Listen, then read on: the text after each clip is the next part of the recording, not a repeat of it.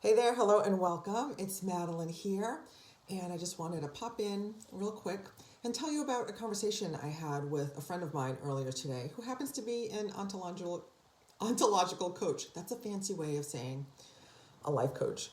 So we visit about once a week via Zoom because she's across the pond in the UK, and I'm blessed to have her and many of my friends as friends because a few of my friends are actually coaches.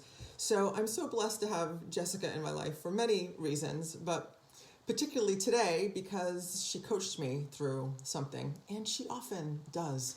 So again, I'm grateful to have her in my life. So we were just having our usual visit. Sometimes we do some work stuff, and some stuff started coming up for me, right? I started talking about what I've been going through and what I've been feeling. And like with everything that's going on in the world, my anxiety is up and I'm having challenges, right? So my anxiety, I have worked through my anxiety and I'm feeling much better.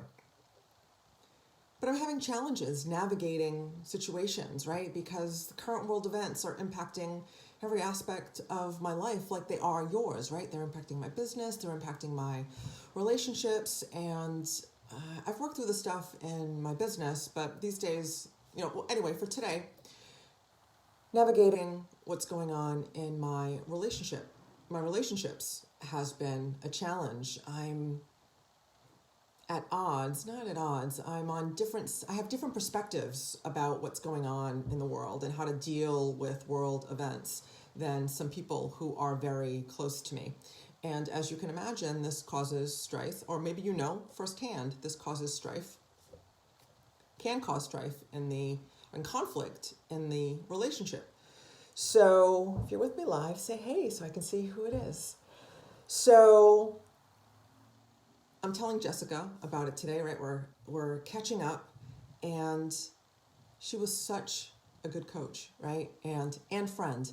But a coach is different from a friend, and that's specifically what I want to talk about today. So as a result of our conversation, right, Jessica held space for me, and she gave me the room to just process my stuff, just talk about what I was going through. And as a result of just having that uninterrupted conversation, I had ahas, right? I had aha moments, and I was able to work out some stuff in my own mind. And I had some good ideas about how to proceed or what I can do to improve the situation on top of what I'm doing anyway, right? Because I'm a spiritual teacher in a sense, so I'm already praying and meditating, doing the release work. But oftentimes you can't see the label from inside the jar, and you need someone else to point that out to you. So Jessica didn't necessarily do that for me today, but she did offer a different perspective, which is something else that a good coach can do for you. So first of all, right? So today I want to share that having that safe, open space to share and process your emotions. I cried on the call with her. Stuff came out. I just felt safe enough to have a good cry and work through that, feel better, had aha moments again. And then Jessica asked me some questions that were able to guide me and point me in a direction that I think is going to be helpful for me and one relationship or close relationship in particular. So I want to offer you today what a good coach can do for you, what working with a good coach can do for you, and what to expect from a good coach, right? So having these conversations are awesome, and sometimes you can have them with a friend or a family member, but oftentimes not, right? Because our friends and our family members, although they love us, they bring their own stuff to our situations, right? And then often they want to tell you what they think you should do, right? And that's not necessarily what we need, right? That's often not what we need. That's not what I needed today. What I got today and what a good coach can do for you is offer you that space to help you figure it out on your own, right? To come up with the solution on your own. So that's the first thing that a good coach does for you is he or she holds space for you, allows you to feel safe, gives you a place to be vulnerable, and allows you to just dump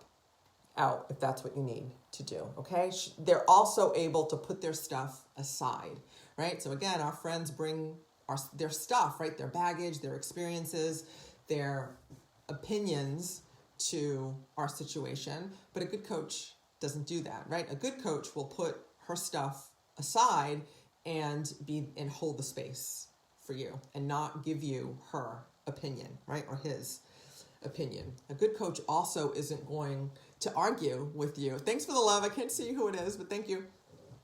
Right? A good coach is not going to argue with you, right? So sometimes when we're sharing with a friend or a family member, they want to tell you, but no, you're wrong. It should be this way, right? Or how about this, right? How about if you do it this way instead, where maybe that's not what we need in the moment.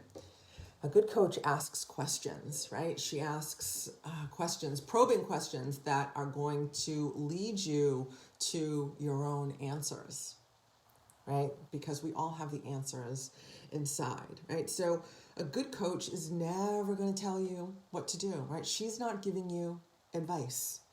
And she's asking probing questions, sometimes just giving you the space, like Jessica did for me today, to talk it out, right? You just talk it out loud, and you can have ahas in the moment and figure it out for yourself.